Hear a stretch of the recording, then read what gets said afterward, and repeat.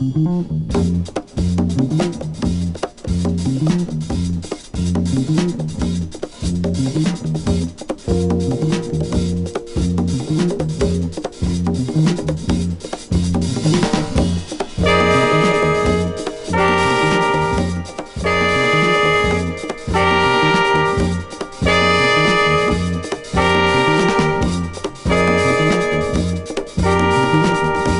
a mission given to me by Woody Shaw, Sunship, Dizzy, and Billy Higgins, dedicated to pursuing a piece of our cultural heritage through interviews with my jazz heroes, this is The Jake Feinberg Show.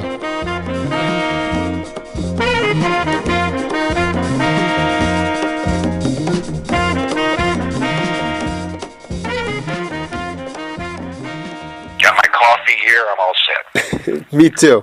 Folks, welcome to a special edition of the Jake Feinberg Show. And regionalism is the essential bread and butter for our country. The different accents, the different food, and the different styles.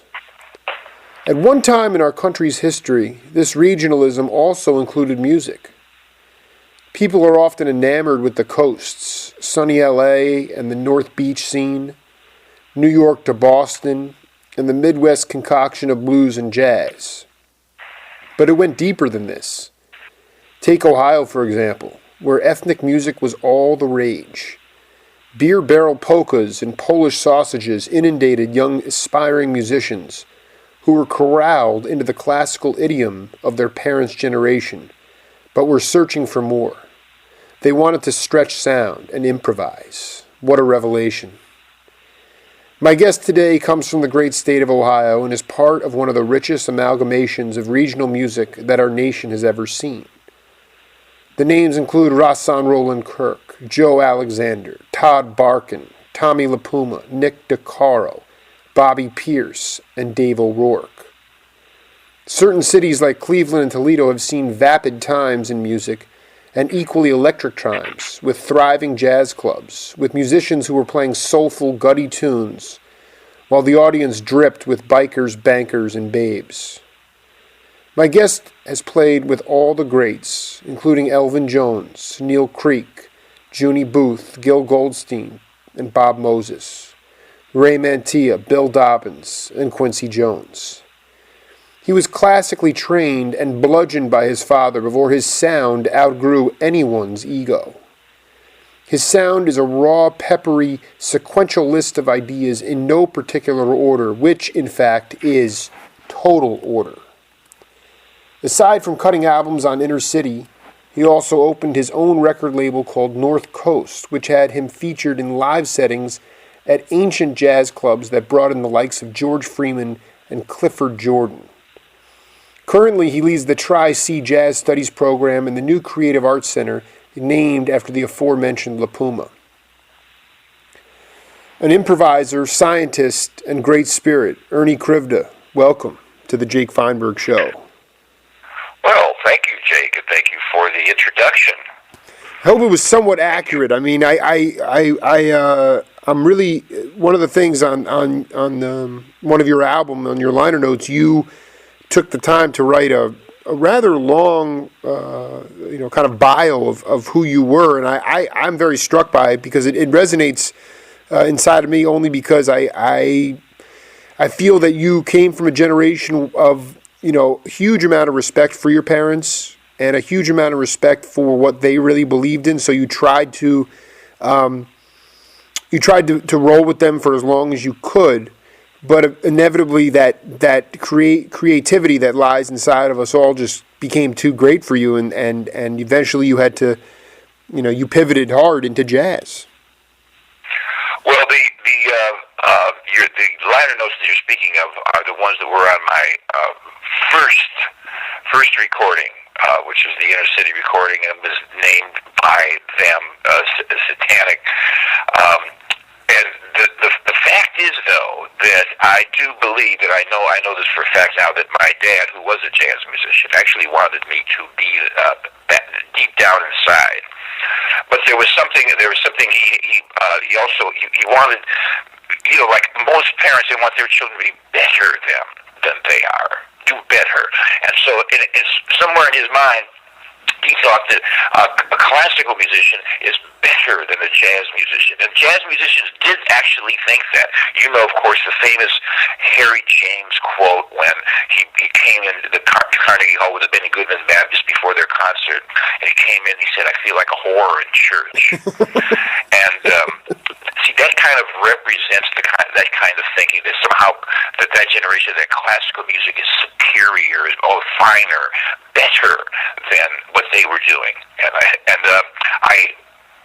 I think that's been proven to be not the case. And anyway, but that was the crux of the issue with me and my father, who was such a major part. He wanted me to be this, but yet he kept playing the records and kept bringing home Downbeat magazine and stuff like that. And so it was kind of like I was kind of conflicted. You know, so. Yeah, he clearly was conflicted, because you said he was himself a jazz musician. You can say that again? Yes, he was absolutely a jazz musician. Yes. And so what kind of he was bringing home? You were part of the record of the month club. Were you getting records? No.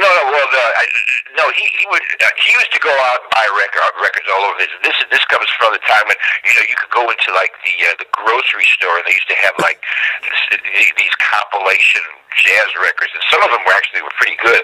And he'd bring those home, and then what we would do is I was playing gigs. I play clarinet, because that was what I was focusing on, because they wanted me to do that. But I would pick up gigs, in Polish polka bands, like when I was in junior high school, then in early years of high school. And I always had a couple bucks. So my dad would take me to the record store on Kinsman, which is in the Cleveland ghetto, but they had a great jazz record store, and I would buy records that I read about in Downbeat. So that contributed to the conflict also. Yeah, no, it was when I did an interview with Tommy LaPuma, he talked very much about the way the neighborhoods were set up at that time in Cleveland.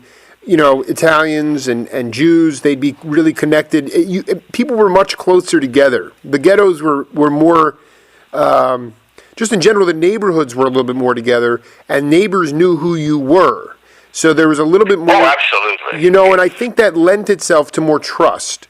And I just wanted to get your thoughts on that, as so far as, if you were out and about, you could bet that people were looking out for you and they cared for you, and it might get back to your parents, but the neighborhoods themselves, whereas today, we are so isolated from each other. I barely know anybody in my neighborhood, I don't know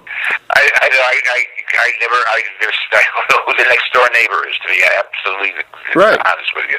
But that wasn't the case. Everybody, you knew everybody, and everybody did watch out for you, and everybody knew what was going on, and it was, as you say it was. The neighborhoods were much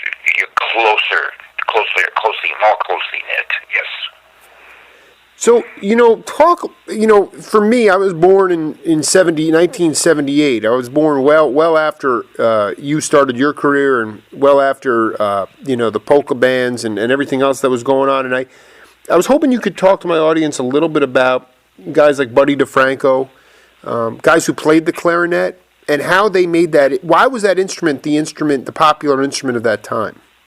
Well, first of all, the instrument was the popular instrument of the time of my father's youth, of the big bands, Benny Goodman and Artie Shaw, and the clarinet was a prominent instrument, and of course before that in New Orleans bands, and Dixieland bands, and in Chicago jazz bands, clarinets were integral to jazz from the beginning, and then certainly became with Benny Goodman and Artie Shaw, they became who became musical icons, popular musical icons, which would be equivalent to like what what a Madonna or a Beyonce is like now. I mean, they would be. That's how big they were. on the popular music scene. So the clarinet was like the clarinet would be like what the guitar is, right? You know, right. Back in those days. Now, when I started playing the clarinet, it had started to fade in its relevance to jazz. So I was, you would be looking for modern, at the time, clarinet players, and certainly a link to the past, and one of the great clarinet players was Buddy DeFranco. And once again, clarinet was my instrument, and once again, I wasn't allowed to play the tenor saxophone or the saxophone, which is what I wanted to play. It's literally not allowed. Now, that may seem, cruel, something out of Oliver Twist, but that's the kind of the way it was. First of all, the clarinet was the starter instrument for anybody who wanted to be a woodwind player. And then the other thing is family discipline was quite different than it is now. Yeah. And so once again, they wanted me to be this, and they weren't looking for me to be a jazz saxophone player, which is what I always wanted to be. But I was playing the clarinet, and of course I heard Buddy DeFranco, and I was just, I fell in love with his playing, and he just wonderful player. So I have all of Buddy DeFranco's records, going back to, Norgran before it became Verve, when Norman Granz was with Gene Norman, and they started up the label, and so that's how far back that stuff goes. I remember I bought a record that had Buddy and with the rhythm section with Sonny Clark on piano, great bebop player. Anyway, but yeah, Buddy DeFranco was my major influence on what I was trying to accomplish on clarinet at the time. Sonny Clark, that's secret jazz stuff, yes. Sonny Clark that's a name from. I mean, I used to get on his Blue Note albums all the time. What a beautiful player that guy was. Oh, wonderful player. Just starting to, for people are just starting to, look back and hear about, or start to reinvestigate certain things, and Sonny Clark's name definitely comes up. Cool strutting.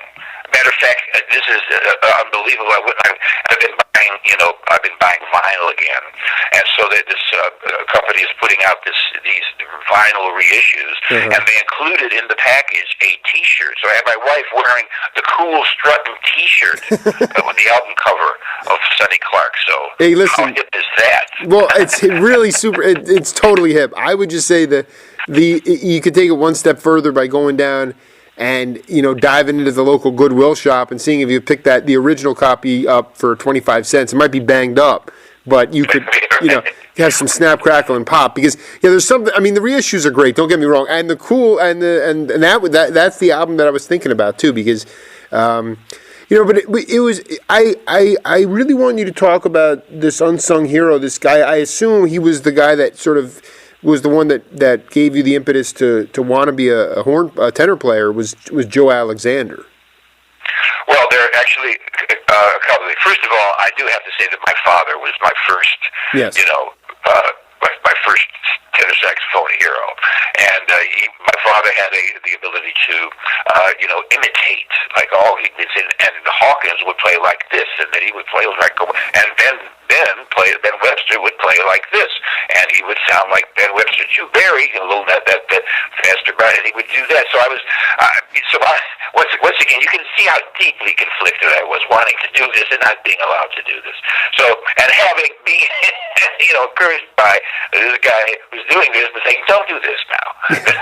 Yeah, no, it would be really a conundrum. Go play the Close book on clarinet now. So, but Cleveland is in the center. And you mentioned this in your introduction. Is in the center of it geographically of a number of cities. There's Detroit to the north. There's Pittsburgh to the east.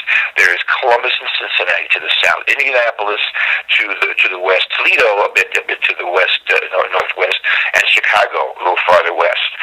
And what happened was that was the old circuit, and you were talking about the richness.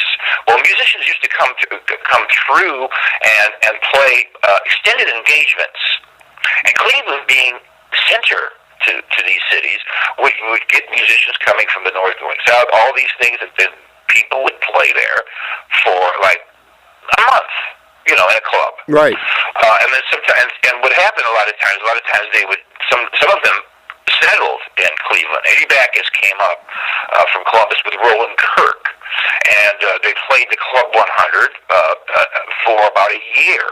And then Roland left for New York, but Eddie stayed. He's still there. I played with him 2 weeks ago. Still here. Joe Alexander was a tremendous tenor player. Came originally from Alabama, but then was in Pittsburgh. And if you remember, I'm sure the Three Sounds with Gene Harris, Andy Simpkins, and Andy Simpkins. Sure. Wonderful trio. Very famous. They had a number of records because Gene went on to further fame. But Joe Alexander was originally the Fourth Sound. Wow. And they played together. But then he came through Cleveland, and his wife was a nurse, and she got a job here, so he stayed here. So he still went hither and yon, but he stayed there and played regularly here. And I got a chance to listen to him, and he was one of the greatest tenor players that I have ever to this day ever heard ever. And there's so many. And Joe did venture out. He played with Elvin Jones. As a matter of fact, there's an air check recording from a Boston radio show where Joe was playing with the Elvin Jones Quartet just after he left Train, and he had Dollar Brand on piano, who was new to the country. Wow. Just came in. Wow. But he also played with the Woody Herman Band. And the great drummer from Cincinnati, John Von Olen, used to tell this story about Joe playing with the Woody Herman Band. And you know how the big bands, the soloist would play, and then the band comes roaring in after, the brass will all come in right, on the end of the solo. Mm-hmm. And John says, the Joe would play, and then when the brass would come in after the solo, the intensity would drop, because Joe had lifted it to such an extreme. He was one of the most commanding players and a tremendous influence on my playing. He as was just thinking Cleveland, as was a guy that lived down a few blocks away from me in Garfield Heights named Dave O'Rourke, who not hardly anybody knows, but was just a ridiculously ridiculously accomplished jazz player, and clarinet player and flute player. Just these were major influences, as was Weasel Parker, former Count Basie saxophone player that settled in Cleveland, came off the road with Count Basie. So those were different days. Those are wonderful days. You're right. I mean, it's for you. It's nostalgia. For me, it's fantasy. And I look at it and I say, Alexander was less accessible to you as a mentor than O'Rourke was. You could really tap into in reading about it here. Alexander was, fighting his own demons, as we all do. But it seemed to me O'Rourke was more of a guy you could really sit down and pick his brain. Is that true? Well, Dave was very systematic about what he would do. He was also more accessible. He lived around the corner. Joe, I was just this kid, and I would help him. At first, I would go get cough syrup for him. He was, he had a cough syrup habit, and he couldn't go to the same places too many times because fellowship. So he used me to do that. But they mentored in different ways. Mm-hmm. Both by listening to them play many times. But Dave used to be could be very analytical about things, and could offer musical science reasons about things. So was able to, grow in that area for the first time with Dave. I want to go back to this, this circuit, this ridiculous blues jazz circuit that used to hover around Columbus, Cincinnati. A couple guys in particular. I want to say that he's from there, but I don't know for sure.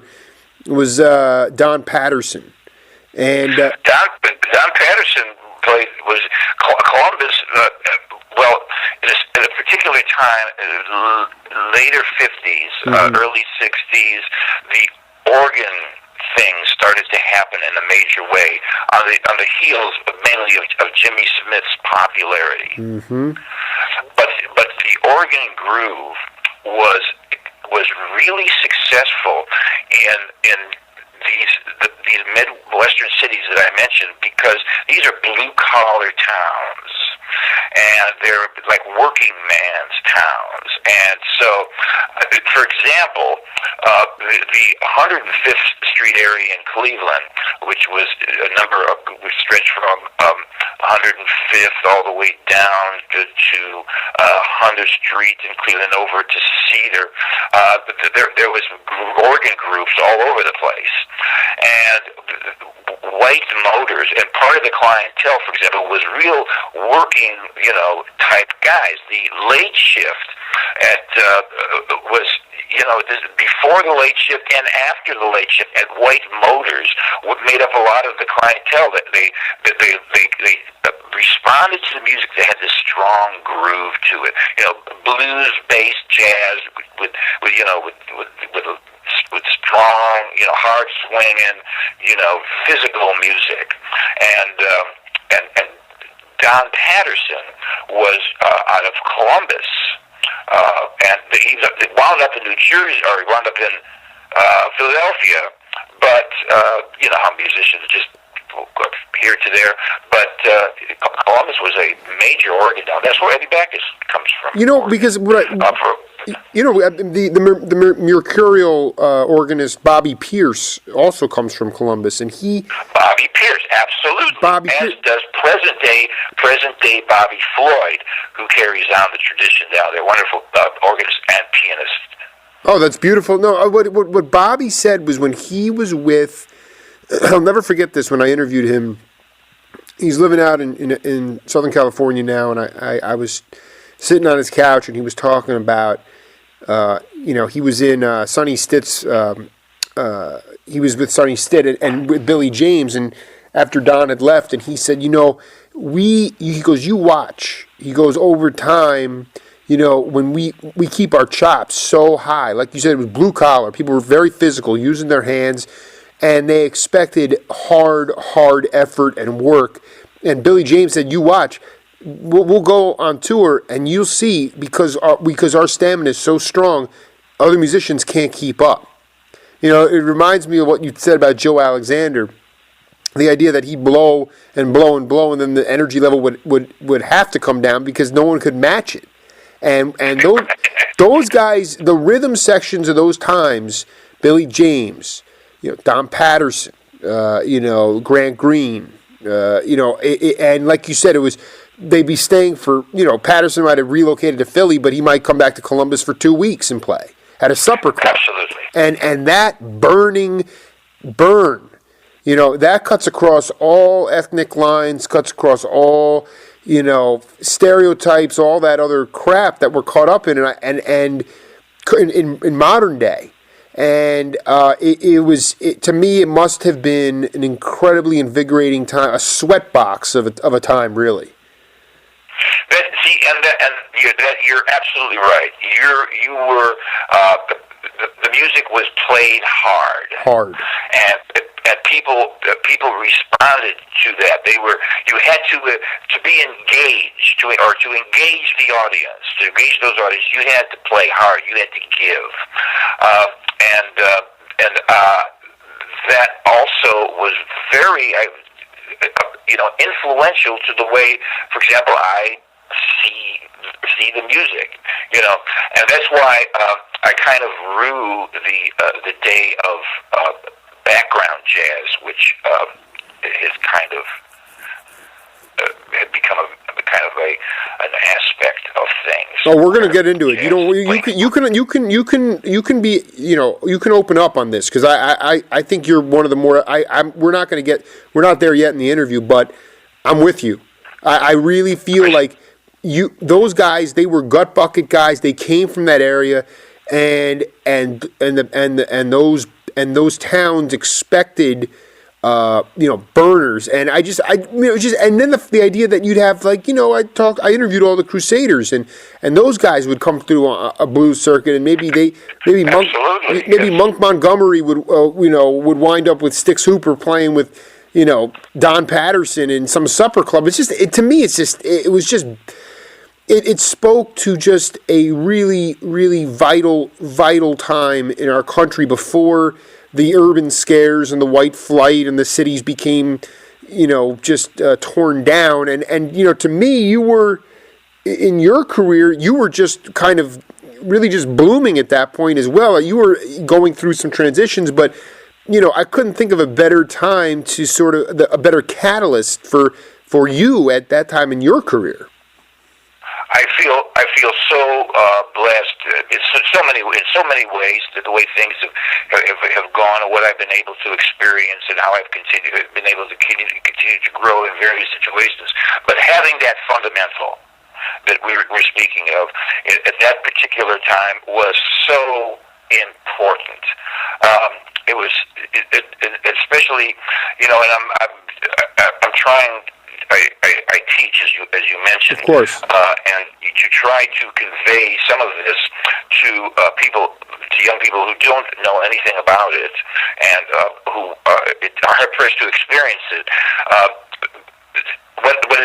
What is I fear what has happened to jazz. It has become this thing that isn't meant to engage people, but it's meant to be background music, and like in restaurants and things like that, where it's kind of, I call them, these are don't bother me gigs, where you play, but don't, you're not supposed to, like, bother people. You're just part of the atmosphere. Right. And jazz has found its place in two things. Now, that's one of them, and the other place is in schools. And then though I teach in schools, the thing that I try to do when I'm there is to try to somehow capture the essence of that time that I learned in, which is difficult to do.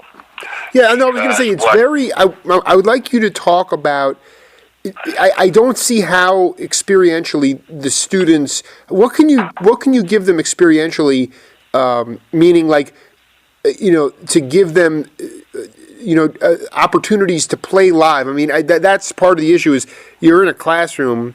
It's hard to replicate, Don Patterson's sweat flying off his brow. You can't. No. You can't. No, but here's what I do. And you mentioned that I lead the ensembles at the Tri-C Jazz Studies program. And what I do is I got us a gig. I played with them.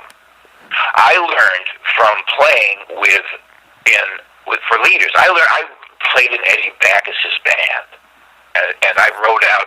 He's blind, so I wrote out his tunes, for the other other guys, and that's and I learned playing from him. I learned playing from Bill Durango's band, from Bill Durango, by watching how he played, and then later in Quincy's band, and I learned from leaders that I played with. So I play with my students. They're in essence playing in my band, and I went out and I got us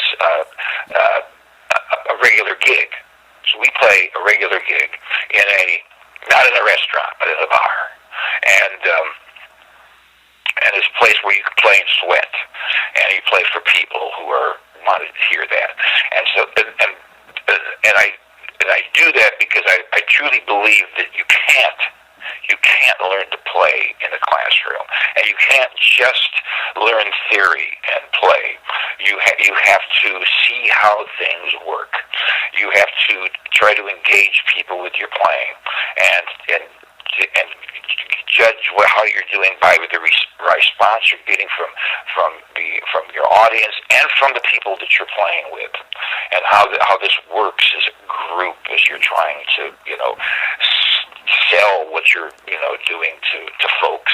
So that's how I try to do it. It's just I want to say kudos to you very much, because I really do think I appreciate the fact that that your generation, give or take 10, 15 years, everybody in that melting pot there, from Hal Galper to Cannonball Adderley to Ernie Krivda to Gil Goldstein, I'm glad that you guys have this opportunity to, in an esoteric sense, be in the classroom, but I applaud you for doing exactly what I think is probably the most functional way of getting younger musicians to at least understand the spiritual nature of the music. So, but that being said, we go back to this sort of just blend in.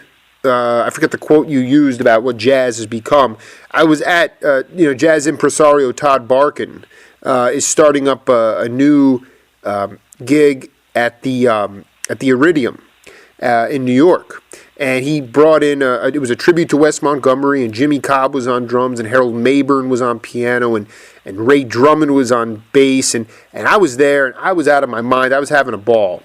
But I was looking around, and what I really noticed was, I said, a lot of middle-aged women drinking their cocktails and younger people, and I said, you know what? Their ears are not even, they don't even know what they're listening to.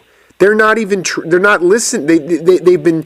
like you said, jazz has made it so that it's background music. It's not intended to spiritually focus on it.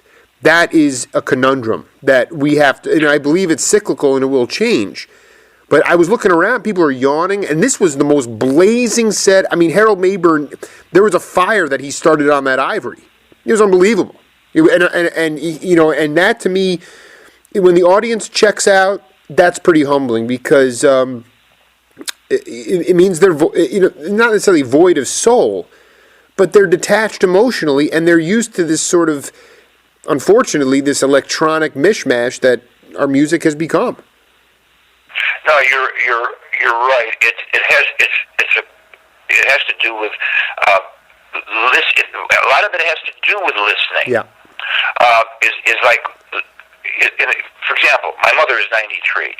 And I, take her, to hither and yon and driving around. And I turn the radio on, and I have the cable station in my car. And I flip it to the, for her sake, I flip it to the American Song station. The Sinatra station. Yeah, exactly. Sure. Frank and his friends. Sure. So, and she is 93. Is able to recognize, that's Rosie Clooney. Oh, that's Lena Horne. Who is that? That's that Ella Fitzgerald. She recognizes she can still recognize the personalities, because she comes from a generation of, she's a radio person. Those people listen to radio. That was their mode of entertainment. They created images from listening, so their listening was a big deal for them. This has become a visual generation, right? And without a visual component, they have a hard time. And if that visual component doesn't include, spectacular things, they drift off. I think that's terribly, unfortunate, and I see that unfortunately in my students, where their listening skills are weak. They're weak. I feel like I was I was part of the last generation to really have it. I mean, I grew up in New York, and we didn't have cable for quite some time, and I grew up listening to Mets and Yankees games. Not a lot of music per se, but a lot of sports on the radio. So I had to create a lot of images in my mind, and I had to listen. And I think you're spot on. And I don't want to get down on these younger generations because the medium has changed. It's gone from more auditory to more visual. But going back to your point about going into a bar, hopefully they'll turn down the jukebox so that you can get in there and blow. You don't know if that's... Maybe they'll turn off the TV set. Well, that's the other thing. I mean, you walk into whatever a bar is now, someone all of a sudden said, well, we have all these beautiful plasma flat screen TVs, so we need to put 16 of them in a bar. And then you're supposed to play. The TVs are on. I know. It's okay. It's not. People say, "Well, I can watch the TV and listen to you." I said, "Really?" But it kind of, unfortunately, that's kind of the way it is presently. It would be wonderful if people can see the scene you're describing at the Iridium was a bunch of incredibly talented, but these are like middle-aged guys, and they're sitting up there in suits, and so that there's no smoke going on, and there's no constantly shifting visual image, that's done by a producer to give them different camera angles. So they're just sitting in their seats watching the same thing, and see, that's not what they're not used to that. So, and listening, of course, is not something that they have any kind of stamina with because they're so weak at it. Once again, this is not necessarily their fault. No. It's the way things are, and so unless people make an effort to start, getting back and finding the glory of sound and just listening to things for their own sake, it's. Here's the reality. One of the things I did notice is when I have a big band, and a lot of times that goes over. You're able to command the attention for longer because there's more people. There's like 17 people up on the stand, more for them to see. Anyway, this is a modern dilemma.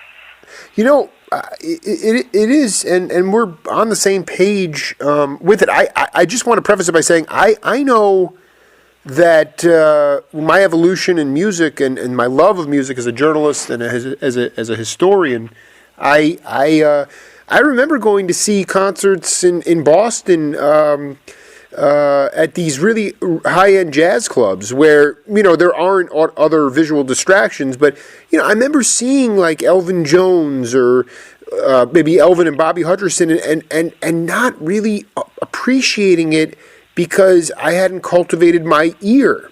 And I remember just being like, I was just kind of looking forward to the set to be over, even though I was watching this stuff live. And then I go to the Iridium, and I'm telling you, it was one of those sessions where it was a 45 or 50-minute first set, and it didn't let up 1 minute. It was just smoking, on fire. And at that point, I was like, I didn't want to leave for the second set. And those guys, like you said, you have to grab, like the way Eddie Bacchus and Roland Kirk and Patterson, you'd have to, Jimmy Smith too. You had to be kind of an entertainer. You had to grab the audience's attention. They did that, and it was still just like kind of almost like people listening to a foreign language. Sometimes you wonder why people are there. Did they get free tickets? Are they really passionate fans? Are they in a searching mode? And I think all this stuff comes around. I think I'm a little bit ahead of the curve in the sense that I just. I can see,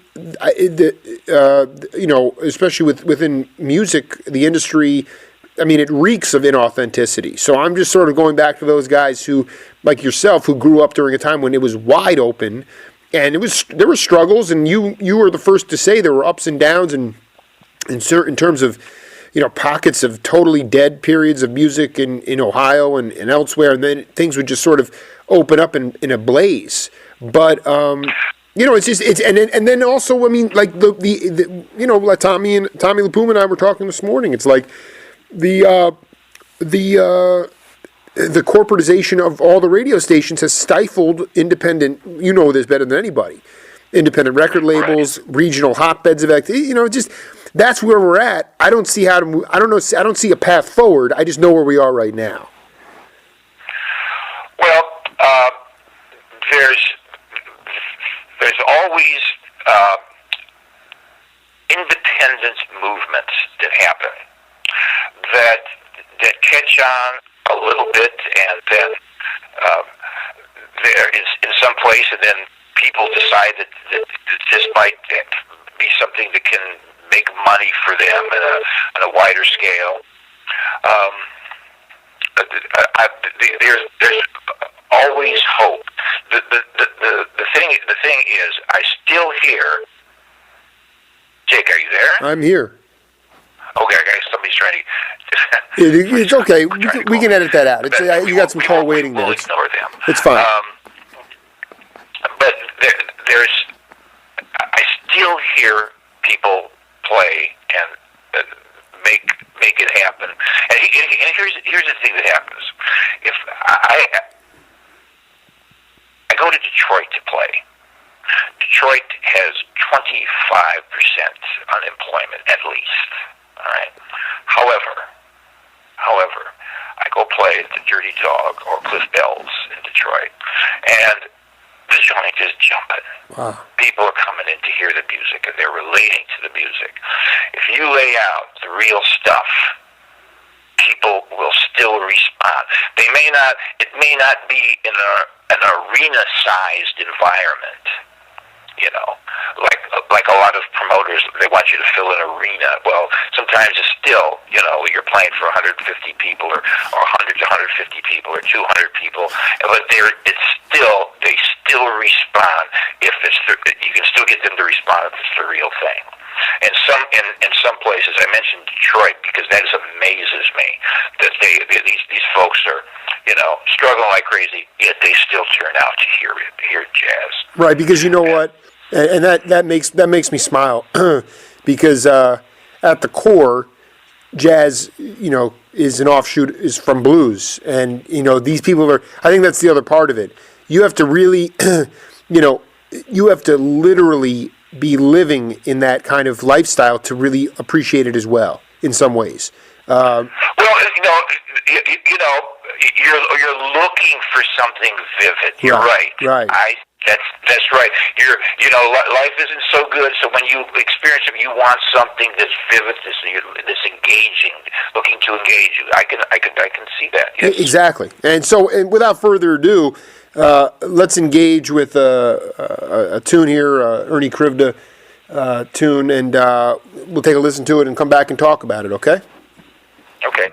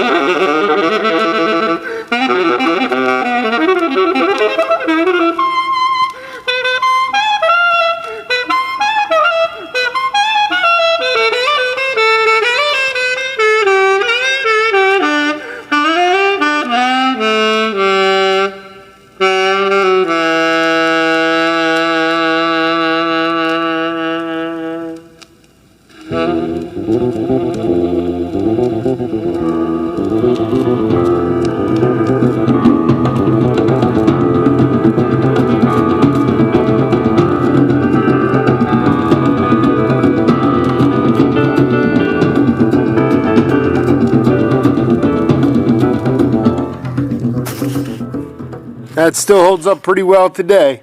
Song of the Moor. Song of the Moor. Which that was from the first inner city. Yes. I was gonna say it's just reading off what you wrote here. It says is a personalized manifestation of my love for the musical art of two cultures, the Nanego rhythm of Africa and the majestic melody of Spain are brought together in this tribute to the cultural fusion that took place in medieval Spain during the Moorish domination. I mean, that's pretty sophisticated stuff, and what's even cooler about it is that you incorporate the great congas and percussion of Ray Mantilla, who I've had a chance to interview, and Bob Moses, who I'm planning on interviewing very soon, and a dear friend of mine, the keyboardist Gil Goldstein, too. A great bunch of accompanists, which, as we know, is what the root of jazz is really all about. Oh, those were those are incredible musicians who when I first came to New York with with my horns and the tunes under my arm, I was so fortunate to come into contact with Bob Moses, who was a tremendous musician and tremendous spirit, and he introduced me to Gil and Jeff Berlin, and then we knew who Ray was. We wanted to do this, bring that element into the thing. So that's how that started, and can you talk a little bit? I'm just very, very fortunate that I happened to make those associations happen. They're perfect for what I was doing at that particular time. Perfect. How did you meet Bob Moses originally when you got there?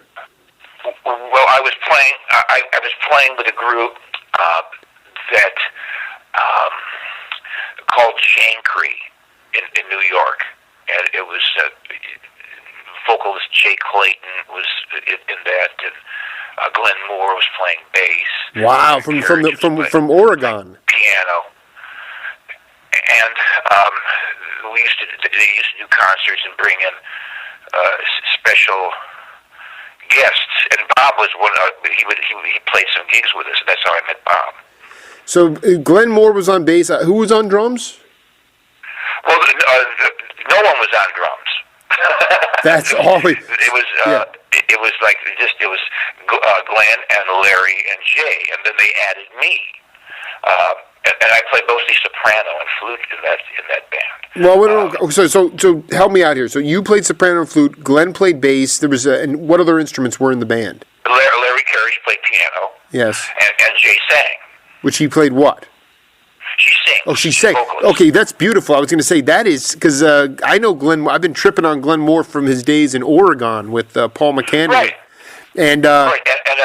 And on a couple occasions, Paul McCandless came in, and he was a special guest, and so that's what happened. It was the fundamental was the four of us, and then their special guests came in.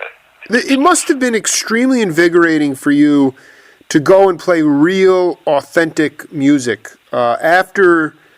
We'll talk about that. Talk about the opportunity to get to the Apple and really just by serendipity and luck, and then obviously just having the God-given ability, being able to be thrust into the opportunity to play with not just these cats, but real musicians. It was something that you had been kind of craving for a while. Well, here's the series of events. Once again, we'll go back to Cleveland, and this place opened up called the Smiling Dog Saloon. It's a converted bowling alley, and at some point, a friend of the owners, and his name is Roger Bond, talked to me. He said, "You ought to have music in here. You got a big place, a stage, and you ought to have music in Sure. here." And so he started to bring stuff in, and then he said, "Well, I heard I have an offer on this group called Weather Report. What do you think about that?" And so he said, "Yeah, bring them in." So Weather Report opened up the Smiling Dog Saloon, and so he said, "We should have like opening acts, Right. So I played in the opening act for Weather Report, and that followed. What happened at the Smiling Dog happened at that place was that, and this was a 6 nights a week joint at that time, one of the last, and every jazz group of note of that particular time that was touring played the Smiling Dog Saloon. And on most occasions, I played the opening act for them. So that included not only Weather Report, it included Herbie Hancock and the Mwandishi Band, included Return to Forever, the Elvin Jones group, Freddie Hubbard, Art Blakey and the Jazz Messengers, and I mean, I can Stan Getz, Cannonball Adderley, I can go with Sonny Stitt, played there on more than one occasion, and so Louis McCann, I mean, I could just go on, Ahmad Jamal, Miles, so I can go on and on and on. No, but I want to ask you, what? So in essence, what was happening for this particular period, New York was coming to Cleveland, and I was there. And this was the most important time of my musical life. Even as important as the foundation was, this was. Right. Because, well, you can imagine. No, you said so it. I'm sharing dressing room with Stan Getz, and while he's reaming out his band, So I'm learning what everything is, but the way it's supposed to go, and people are encouraging me to write. That's when I really started writing tunes because I was being encouraged to do so. I was able to sit in with Elvin Jones and Cannonball Adderley, who became a friend and a mentor, and so these associations, eventually, that's how I got the gig with Quincy Jones, was through Cannonball Adderley, and actually Herbie Hancock, too. So that got me so I left and I played with the Quincy Jones band. No, I want to go back to this. I want to go back to the Smiling Dog, because it says, what I really love what you said is, it's totally true. As these guys, it was like a turnstile, and as they came in, that feeling of awe fell away, and you saw, and it turned into, like you say here, a more realistic respect, because you realized this is the jazz world in real life. Right. You know, this is what goes on. Right. This is, you know, I remember, you know, you mentioned Hal Gelper. Hal Gelper is, you know, I mean, you know how many, the piano chair in the Adderley Brothers band was filled by it was so incredible. Many, dude, you know, Barry Harris, Bobby Timmons, Victor Feldman. I mean, you know, we could go on and on. You know, that's Joe Zawinul. So there's Hal sitting in that, you know, that chair then, you know, and I'm sure he was bit. That was just an incredible experience for him. But so, you know, real life. I mean, I remember two guys. Stan Getz had a rhythm section. I played opposite Stan at least 3 or 4 times, and once again, this is 6 nights a week at a shot. And he had a great drummer and he had a great bass player. I'm not going to mention any names, but they were great players. To this day, they're great players. If I told you who they were, you go, yeah, that's great player. Right. However, they could not play together. Interesting. To save their life. Interesting. You could put a gun to their head. Interesting. Couldn't play together. So every set, almost, Stan is just going, he's beside himself. He's like, all right, everybody out there except the band. And then, but of course, you know, they're so small, so little, you know, you could hear him screaming. He's screaming at them. Yeah. You know, so that's, so there goes the glamour of the jazz. Now it's real stuff here. It's, you know, so that was very important. Then plus you hear these great players, you know, night after night at the top, you know, and they're see how they're doing it, you know, and it was incredible. I mean, you can't buy that kind of an education. No. No, but you also, I don't mean to keep hammering this point. It also, in my mind, was one of the most. You talk about Mwadishi and Cannonball and you're talking about a period of jazz where there was this moved. I don't want to say I don't like the word fusion, but it was this the one of the most richest times in our musical history because you had this switch from acoustic to electric instrumentation. You had different types of instruments being brought into jazz settings. I mean, you're right.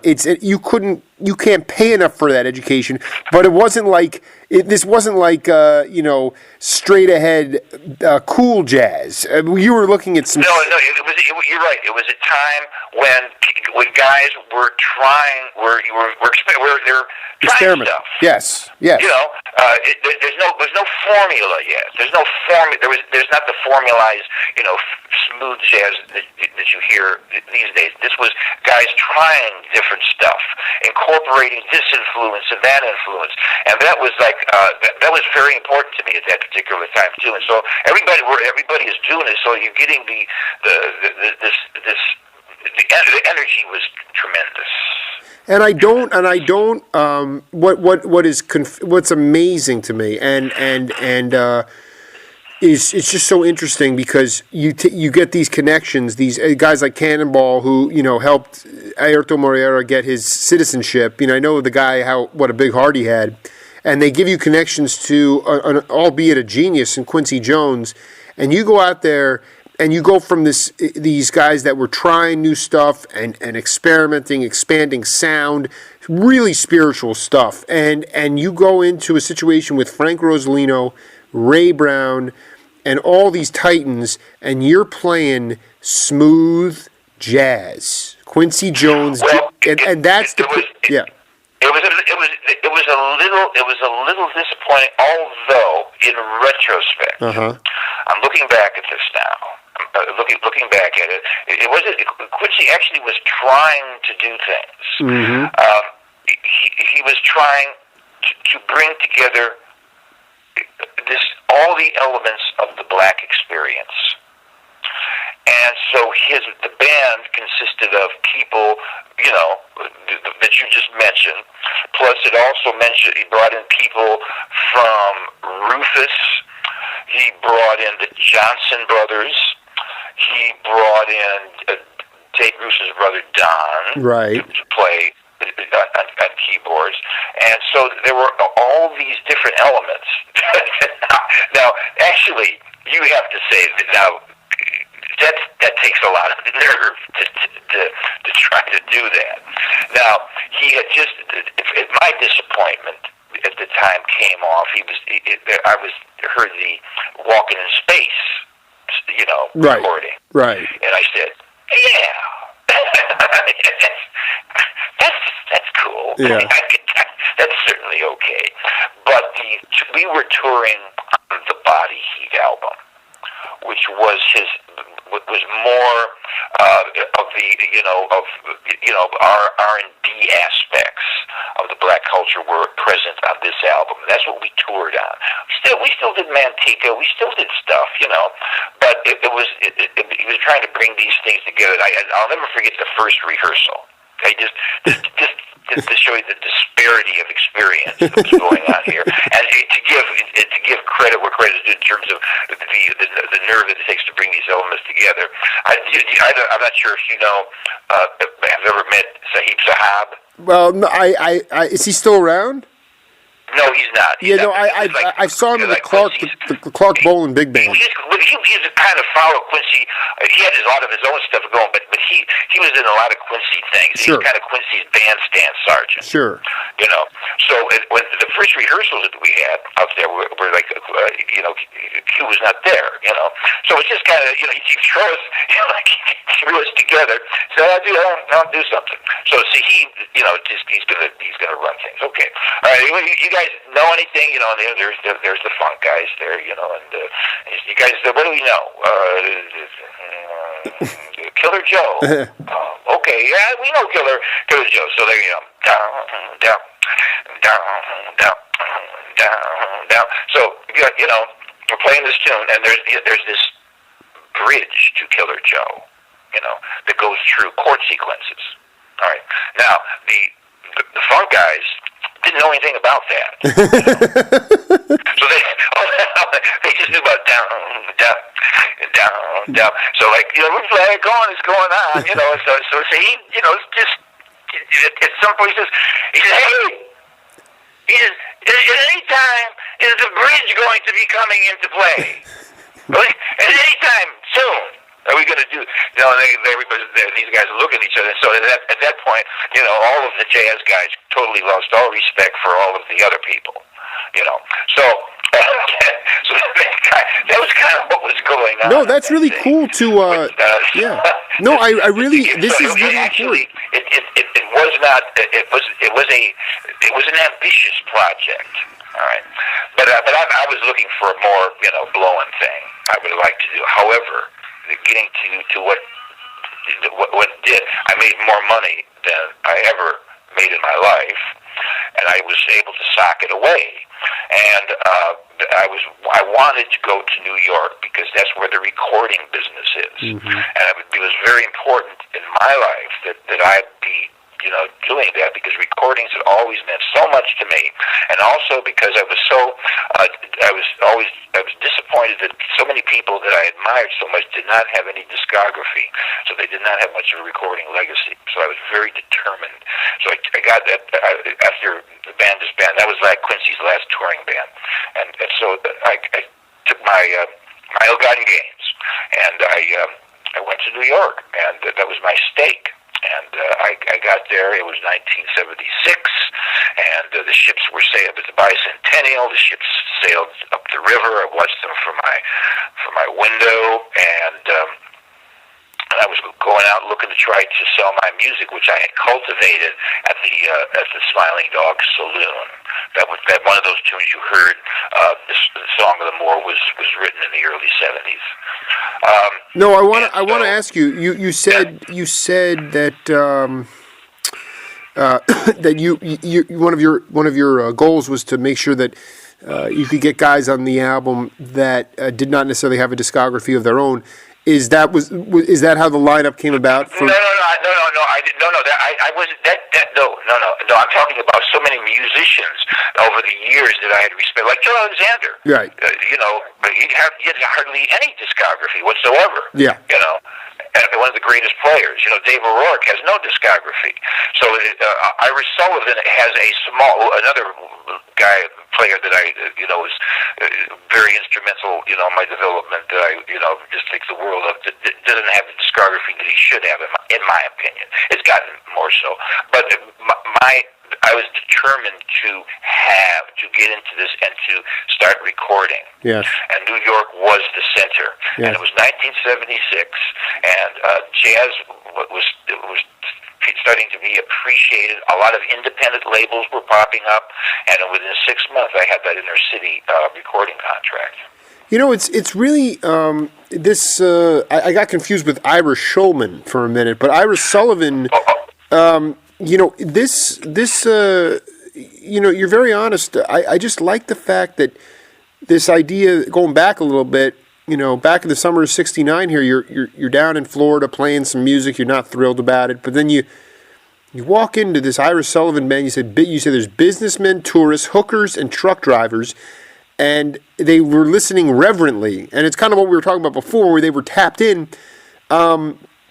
And yet it was so diverse, and you were looking at different types of people. It wasn't just this, this bubble village that we now have, where everything has to look the same and be the same. And the more we talk about it, is that it seems like this efficiency model that was developed for business and developed for efficiency and quickness creeped really strongly into music around the time of FM radio, 75, that Body Heat album, where it was about making a hit, making as much money as possible.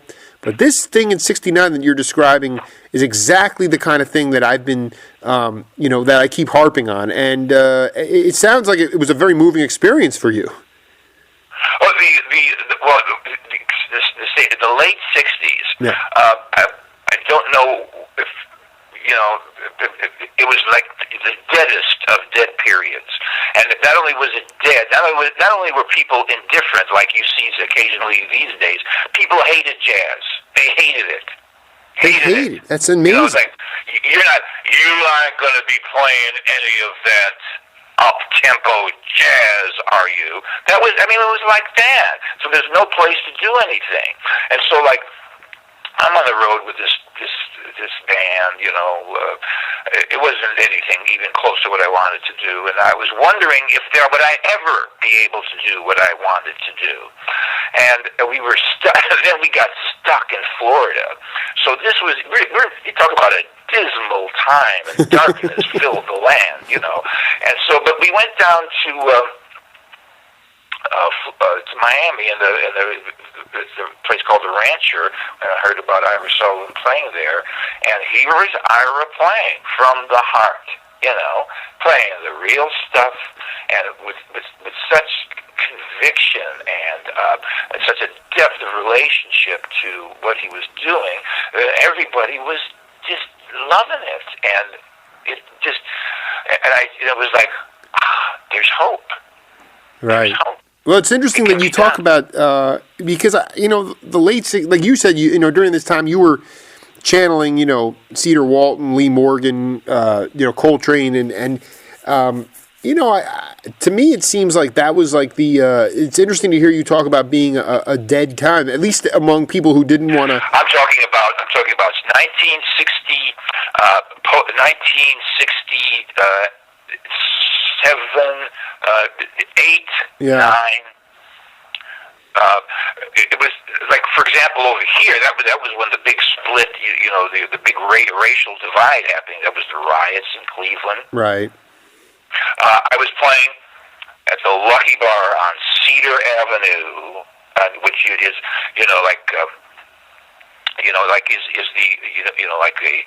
the jewel of the black neighborhood in terms of culturally.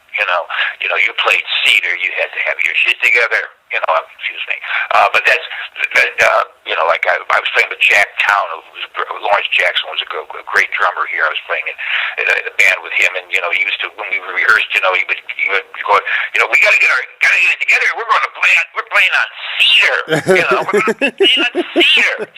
So anyway, so we're playing this club, and then the lady that was the owner of the club comes up to me and said, "Get in your car and get out of here. Just go." go, get as fast as you can. And the riots were started. And that was the end of the, there was so much division. Right, right. And a lot of the jazz at the time, there was a lot of free jazz was the darling of the critics, and so everybody is trying to do that, and then people weren't digging it, and there were no more jazz gigs. Do you think that neighborhood closed up for that, and it was a bad time. That spiritual sound that you talk of, people say we don't want you playing that kind of jazz. Did you feel like it was ever it was threatening to the establishment? And that, I mean, obviously you had a lot of division, but to me, that's what makes this time period so striking. Is that there was just such a there was a real Afrocentric vibe to the music. And like you said, you played over at Cedar, and then all of a sudden it was like, well, the riots occurred. You got all these angry black people running around. We need to tone it down, and we don't want any of that spiritual stuff because that's just going to reinvigorate this whatever we want to tamp out. Is there any validity to that? Well, there was the jazz. There's always been an Afrocentric vibe to jazz, but it became, things were becoming quite political. Yeah. And so people were afraid. And then they were divided. And then you didn't go to Cedar anymore. I mean, nobody was doing that. So when people aren't hanging out together, they start to worry, and so I believe, and times were, there was an edge to the day, to the time. There's no question, the edge to the time, and so people were not necessarily comfortable with that edge. And jazz was something that reminded them of that edge, and they didn't want to have anything to do with it. And Sullivan really opened you up, and when you got, and when you came to New York. Please hold on for a second, will you? Sure. So when you the independent record labels were still prevalent in New York, or they were popping up more. There was actually a resurgence. Yes. Of independent labels. They started popping up. And again, as we conclude part one here with the great saxophonist Ernie Krivda, I wanted you to spend a little bit of time. I found this album. I know I sent you one link about the Cleveland Jazz All Stars on North Coast, but I found another album live from Rusty's with this quartet with you and this guy Samuel on drums, and then Paul Samuels, and then Neil Creaky. Is it Creaky? I always pronounce it Creaky. Neil Creaky. Okay, Junie Booth. Junie Booth. I mean, Junie Booth. I've been told he's gotten a little bit clean and he's playing again. And I look forward to talking to him at some point. But tell me about tell my audience about Neil Creaky, because that guy was I couldn't believe. I said, how did he wind up in Krivda's quartet? So please take us through that. Okay, well. Neil comes from the islands. Sure. But he actually studied classical piano, and he was in Pittsburgh. But they went to New York, and he made some recordings, and then he moved to Cleveland. Because his wife, there was an opportunity to teach. He wound up teaching at Oberlin, but here he was, and that's how he lived in Cleveland, and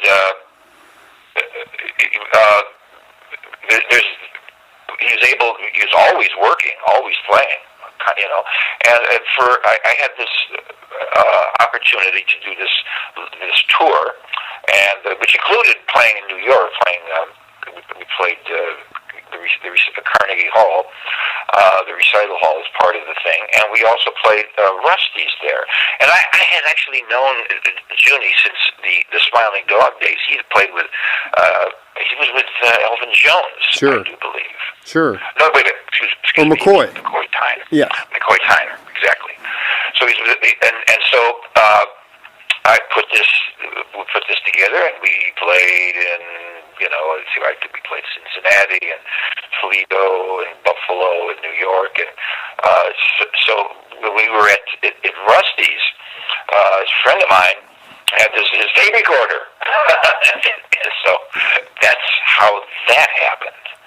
So I love it. I mean, I played with Neil. Neil passed away a number of years ago, about 5-6 years ago. But he was here, and we played a number of times together. I was going to say, because Creaky was with Pucho and his Latin Soul Brothers, and he was with he had his own albums on Cobblestone, and he also played with another great saxophone player. I'm not sure if you ever crossed paths with him. Was Eric Kloss. Right, Eric Kloss from Pittsburgh. From Pittsburgh, right. And I looked at this album and I said, my God, and you do a live version of the Song of the Moor on it, as well as Midnight at Rusty's and a beautiful version. Irv's at Midnight. Irv's at Midnight, that's right. And I just, I said to myself, at this point, where in your mind, aside from teaching, what is the most satisfying thing musically that you are doing? Is it going into these establishments to play with students? Do you have your own band? What's going on right now with Ernie Krivda that's giving you the fire and the burn? Well, I'm going to go out a little later on, and I'm going to be play with some friends of mine are bringing me in as a guest artist at this gig that they have. I'm playing in a lot of different situations. I love to play. I mean, that's what I do. Sure. I mean, I enjoy writing, and I still do a lot of that, and composing, and teaching, and it all seems to be like part of the same thing. So the point of view is the same. I mean, whether it's you're writing or you're playing or you're with the students, it's always you're presenting your point of view. You're learning from the situation that you're in. You're trying to always grow. But I mean, there's no question about it. I do love to play, and I play in a variety of situations. I have my own groups. I got a new. I have played with a group called the Detroit Connection, which is my friends from up north in Detroit, which was Claude Black on piano and Renel Gonzalez on drums and Marion Hayden on bass. And our third album will be coming out any day now. This one will be on Cadence. Another one was on Sim Paul, and one was on Capri. But that's always a joy to play with, and I have musical associations that go back years, and I still do. I play with a great guitarist in a duo setting named Bob Fraser. He's just a wonderful player. I mentioned to you that I just played with Eddie Backus not too long ago, so I do that. I have a big band that plays on occasion. I do have all kinds of different configurations of musicians that I'll play with at any particular given time, and I'm blessed that I'm still able to do that at the level that I think should be I should be at, and so that's what life is these days, and it's okay. It's okay. Well, it's good. It is. You sound good, and it was. I'm gonna have to get Eddie Backus's number from you. I'd love to do an interview with that cat. Well, you can tell he's got some. My man has some stories. Oh, I listen. I want to go as deep into the belly of the beast as possible. But all good things in all good time. And Ernie Krivda, it was really it's been a long time coming, and it was really a treat to talk to you today, my friend. Hey, listen, likewise, and I wanted to thank you. It was great to talk and to reminisce and to straighten things out with to straighten this business out a little bit with you today. And we know we got a lot of things straight, and we got more to come. So, and we'll be in touch, my friend. Thank you so much. All right. Hey, thank you, man. All right, now take it easy.